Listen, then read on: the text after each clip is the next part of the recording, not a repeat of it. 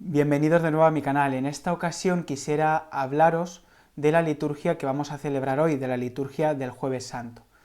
Por eso lo primero que quisiera tratar es la Pascua judía, algo que ya de alguna manera aparecía en el vídeo anterior con el tema del Cordero Pascual, no sé si os acordáis. Ahora quisiera hablar de ello, pero en profundidad. ¿Por qué? Porque Jesús, cuando instituye la Eucaristía en la Última Cena, Jesús está celebrando la Pascua judía, tal y como nos lo relatan los tres evangelios sinópticos. ¿Cuándo comienza la celebración de la Pascua judía? Para ello nos tenemos que remontar a cuando el pueblo de Israel estaba asentado en las tierras de Canaán. Cuando el pueblo de Israel está ya asentado, llega a una situación de carestía, y entonces los hebreos se refugian en las tierras de Egipto, gracias a la intervención de José, el soñador, como aparece en la Sagrada Escritura, o el rey de los sueños, como aparece en esa gran película de DreamWorks, muy recomendable, especialmente para los niños. Tras ese asentamiento, ¿qué sucede? Que el pueblo de Israel, los hebreos, comienzan a multiplicarse y amenazan con ser más numerosos que los mismos egipcios. Entonces el faraón manda matar y asesinar a todos los varones hebreos, a todos los niños hebreos varones, y son ahogados en el río Nilo. Sabemos la historia, que Moisés es rescatado de las aguas y comienza a educarse en el palacio del faraón. No me enrollo mucho con la historia de Moisés porque voy a lo fundamental. Moisés después es llamado por Dios en la zarza ardiente para liberar al pueblo. El faraón no acepta este mensaje de liberación, sino que, como se nos dice en el libro del Éxodo, se endurece su corazón y no quiere liberar al pueblo. Entonces Dios manda las 10 plagas sobre el pueblo de Egipto. Y la 10ª plaga es la del ángel exterminador. Dios manda a su pueblo, por medio de Moisés, que pinten con la sangre de un cordero que tenían que cenarse en esa noche las jambas y el dintel de las puertas, para que cuando el ángel exterminador pasara, no entrara en las casas de los hebreos, sino que solo entrara en las casas de los egipcios. Sabemos que es lo que ocurre al día siguiente, se despiertan los egipcios y todos los primogénitos están muertos. El faraón se arrepiente y deja marchar al pueblo de Israel. Entonces, disculpad, es que tengo los ojos un poco secos. Entonces, deja irse al pueblo de Israel y posteriormente se vuelve a arrepentir, pero ahora se arrepiente de la decisión tomada. Y entonces manda a sus caballeros, manda a sus huestes a por los hebreos. Moisés está a las puertas del mar y entonces produce ese milagro por medio de la vara de abrirse el mar en 2 partes. Y entonces pasa el pueblo hebreo a pie enjuto por el mar. Posteriormente, en el libro del Éxodo nos encontramos que Dios manda que anualmente celebren la Pascua. ¿Qué significa este término? Significa el paso. ¿Qué paso ha dado lugar? El paso de la muerte a la vida, el paso de la esclavitud a la libertad. Entonces esto es lo que se celebra. Hay todo un ritual que abajo en la descripción os pongo los pasos, 1, 2, 3, 4, 5, 6, así de manera sintética, para que lo sepáis. Y bueno, se da todo un ritual aquí y Jesús, según leemos en los evangelios sinópticos, obedece este ritual. ¿Qué ocurre? Que según los sinópticos obedece este ritual, pero según el evangelio de San Juan, Jesús no celebra la Pascua judía. Y esto nos puede crear algo de extrañeza a nosotros. ¿Por qué? Si seguimos los evangelios sinópticos, Jesús celebró la Pascua judía en su día. Sin embargo, si leemos el evangelio de San Juan, Jesús celebró la Pascua un día antes, porque el momento de su muerte coincide con el momento en el cual estaban sacrificando el Cordero Pascual en el templo. Si recordáis el vídeo de la semana pasada, os hablaba ya de esto. Ha habido muchos que han dicho que, bueno, San Juan lo que realmente está queriendo hacer es dar un sentido simbólico. San Juan, que siempre su evangelio se ha rodeado de más imágenes que los sinópticos, pues nos quiere dar una imagen aproximada, porque como Juan Bautista le presenta al principio como el Cordero que quita el pecado del mundo, San Juan hace coincidir el momento de la muerte de Jesús con el sacrificio de los corderos, y por eso San Juan adelanta la fecha de la Pascua. Pero sucede una cosa, y aquí no quise entretenerme mucho. En el siglo XX hay un gran descubrimiento de unos documentos, los documentos de Qumran, de unas comunidades judías que vivían en el desierto. Disculpadme, es que tengo los ojos sequísimos, madre mía. Sigo.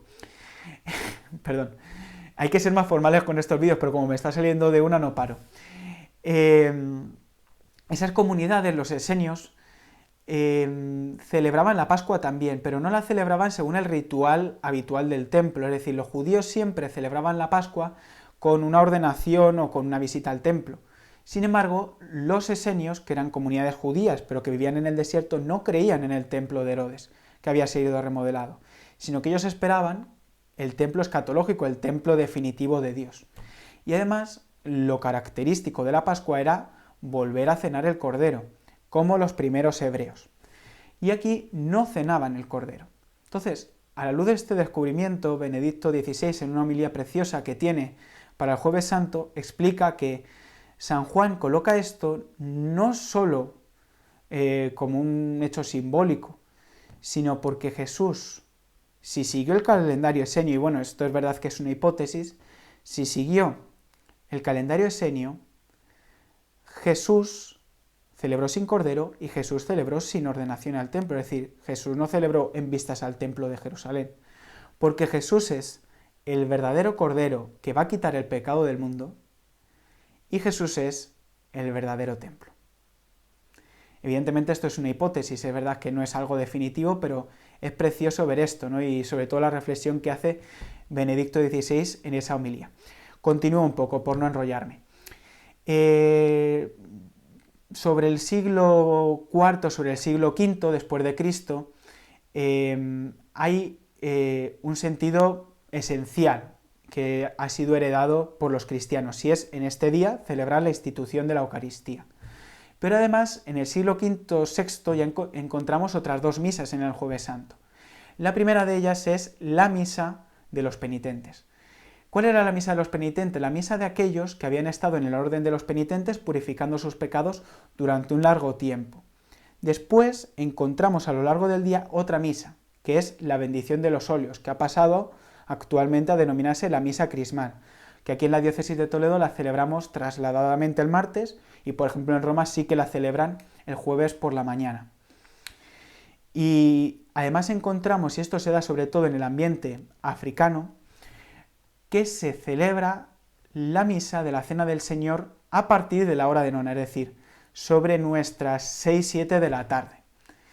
Y poco a poco esto se va asentando por todo el orbe católico. Evidentemente, actualmente ya no se celebra esa misa de los penitentes, sino que solo se mantiene la misa crismal, y la misa de la última Cena del Señor. Característico de la misa de la Cena del Señor, característico es que, y es algo que se mantiene, que los primeros cristianos rompían en este día el ritmo de la Cuaresma. Sabéis que la Cuaresma nosotros no recitamos el Gloria. Aquí se rompe, y se rompe encima, ¿cómo decirlo?, estruendosamente, es decir, porque se rompe con sonido de campanas. Después de cantar el Gloria, ya se prohíben las campanas hasta la vigilia pascual, hasta que celebremos la resurrección del Señor. Pero se permite, y lo tengo apuntado por aquí para no equivocarme con el término, que es un poco extraño, se permite tocar durante este tiempo un crótalo.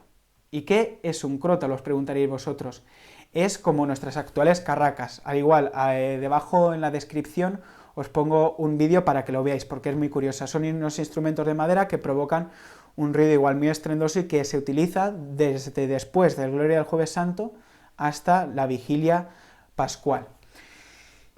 Poco a poco se va instituyendo que tras la celebración de la Cena del Señor se reproduzcan de alguna manera dos episodios también que estaban cercanos a la cena, y eran la agonía de Jesús en el huerto de Getsemaní, y la traición de Judas. De hecho, en algunas iglesias primitivas este día se conocía como el día de la traición, haciendo referencia a la traición de Judas. ¿Y cómo se aplica ese doble sentido de la oración en el huerto y la traición de Judas? Mediante lo que nosotros ahora conocemos como el monumento. En el siglo XI, cuando comienza a haber una efervescencia de la devoción eucarística, se realiza una procesión acabada la liturgia del Jueves Santo hasta otro lugar de la iglesia, donde se trasladan las especies eucarísticas. En un principio se trasladan las especies del cuerpo y la sangre, y luego solamente las especies del cuerpo de Cristo. Entonces, en ese momento se reservan y se veneran hasta el día siguiente. ¿Por qué? Para acompañar a Jesús en el huerto de los olivos durante su agonía y acompañar a Jesús también en el momento de su traición. Hay otra cosa que no hemos explicado, y es que hay como dos grandes momentos en la liturgia del Jueves Santo. Tenemos por un lado que es la institución de la Eucaristía, y otro es lo que se nos narra, ahora lo explicaremos en el Evangelio de San Juan, que proclamaremos, el lavatorio de los pies. En el lavatorio de los pies coinciden, por decirlo así, dos elementos. Por un lado, el simbolismo que tenía el agua para los paganos. Para los paganos el agua era un símbolo de purificación, no simplemente, digámoslo así, como en un ritual místico, no, sino que era un símbolo de purificación medicinal, que muchas veces servía para purificar y para limpiar heridas. Y además hay otro elemento, y es que Jesús lava una parte concreta del cuerpo de los apóstoles, lava los pies. Para los judíos, que para ellos existían los esclavos, había como ciertos límites que no podían cruzar con los esclavos. Uno de ellos era precisamente el lavar los pies. Un judío nunca podía pedir a su esclavo que le lavara los pies. Y fijaos que Jesús utiliza el agua lavando los pies a sus discípulos. Por eso el sacerdote es el que lava los pies a la comunidad. ¿Por qué?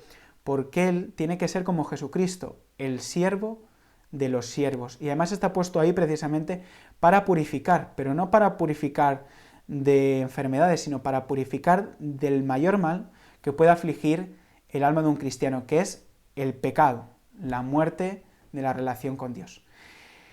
Y bueno, paso ahora a describiros un poco lo que sería ya propiamente la liturgia del Jueves Santo. La liturgia del Jueves Santo se inicia con los ritos iniciales y, como os he explicado antes, con el canto del Gloria y también con el sonido y el replicar de las campanas. Y después comenzamos con la liturgia de la palabra.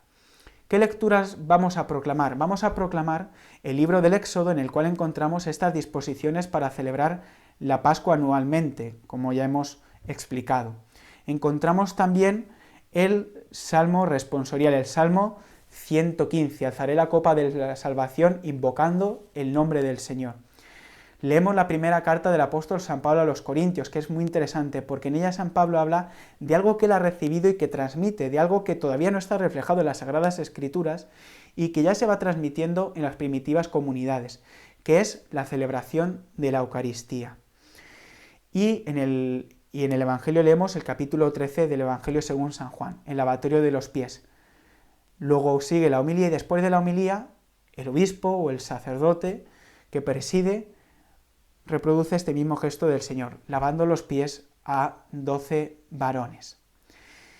Y es precioso que las citas que se nos dan, las antífonas que se nos dan para acompañar este gesto, son las del Evangelio, las del diálogo de Jesús con Pedro y todas las que acompañan este momento, que son especialmente preciosas y que son para meditar. Después no se dice el credo, sino que se pasa las preces y ya continúa la liturgia eucarística normal. Y después de la comunión se queda el copón en el altar y se hace la oración final con el copón en el altar y todo. ¿Por qué? Porque acabada la oración final se va en procesión hasta ese sitio en el cual va a quedar reservado el Santísimo hasta el día siguiente. Y es costumbre durante esta noche velar el Santísimo. Nosotros este año no podremos hacerlo, pero que al menos desde nuestras casas sí que podamos sacar un rato de oración para acompañar al Señor leyendo la Pasión, leyendo alguno de los relatos, especialmente pues este de la oración en el huerto de Gesemaní.